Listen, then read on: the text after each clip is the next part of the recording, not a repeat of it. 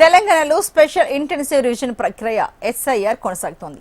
హైదరాబాద్లో ఓటర్ జాబితా ప్రత్యేక సమగ్ర సవరణ షెడ్యూల్ను జీహెచ్ఎంసీ కమిషనర్ జిల్లా ఎన్నికల అధికారి ఆర్వి కర్ణన్ ప్రకటించారు. సర్ ప్రక్రియ జూలై 24 వరకు కొనసాగనుంది. దీనికి సంబంధించిన మరిన్ని వివరాలు మా ప్రతినిధి ప్రియాంక అందిస్తారు. భాగ్యనగరం సరుకు సిద్ధమైంది. ఈ రోజు నుంచి దాదాపుగా అంటే జూలై 24వ తారీఖు వరకు కూడా ఈ సర్వే అయితే కొనసాగనుంది.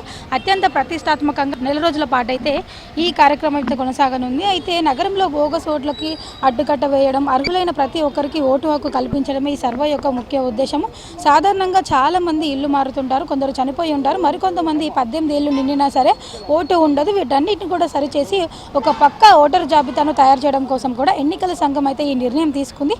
ఫీల్డ్లోకి దాదాపు 4000 మందికి పైగా సిబ్బంది ఇంటింటికి బిఎల్ఓలు ఈ భారీ ఆపరేషన్ కోసం జిహెచ్ఎంసీ ఏకంగా 4000కు పైగా మంది సిబ్బందిని అయితే రంగంలోకి దించింది. మనకి పోలింగ్ కేంద్రాల్లో కనిపించే ఈ బూత్ లెవెల్ ఆఫీసర్స్ ఎవరైతే ఉంటారో నేటి నుంచి ప్రతి ఇంటికి అయితే రానున్నారు. షెడ్యూల్ ముగిసేలోగా వీరు ప్రతి ఇంటికి మొత్తం 3 సార్లు సందర్శిస్తారు.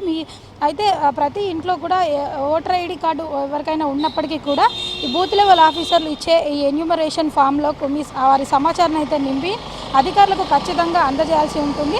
అయితే ఇక్కడ ప్రజలు గమనించాల్సింది ఏంటంటే కూడా వివరాలు నమోదు చేసుకున్న తర్వాత అధికారులు కూడా ఒక రసీదును అయితే ఇస్తారు. అంతేకాదు సర్వే పూర్తయిన తర్వాత ఇంటికి గుర్తుగా ఒక ప్రత్యేక స్టిక్కర్ను కూడా అతికిస్తారు. ఒకవేళ ఎవరైనా సరే ఆన్లైన్ ద్వారా అప్లై చేసుకున్నా సరే వారికి కూడా ఈ బూత్ లెవెల్ ఆఫీసర్లు ఇంటికి వచ్చి రసీదుని అందజేస్తారని అధికారులు అయితే స్పష్టం చేశారు. ఎలాంటి డాక్యుమెంట్లు కూడా అవసరం లేదు ఈ సర్వే కోసం.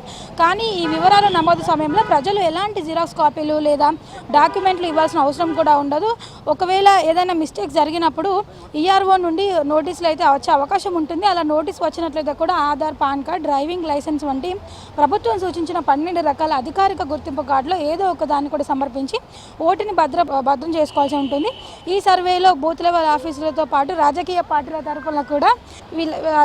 పార్టీల తరపున కూడా పిఎల్ఏలు కూడా ఇందులో పాల్గొంటారు.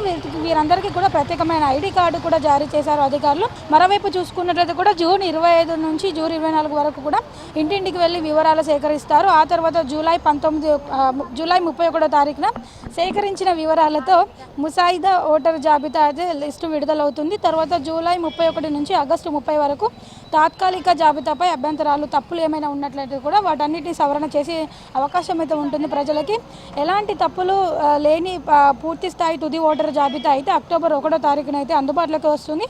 ఏదేమైనా సరే హైదరాబాద్ మహానగరంలో ఒక పారదర్శకమైన ఓటర్ జాబితాను రూపొందించేందుకు ప్రజలంతా ఈ నెల రోజుల పాటు ప్రతి ఇంటికి వచ్చే బూత్ లెవెల్ ఆఫీసర్లందరికీ కూడా సహకరించాలని అయితే అధికారులు సూచించారు.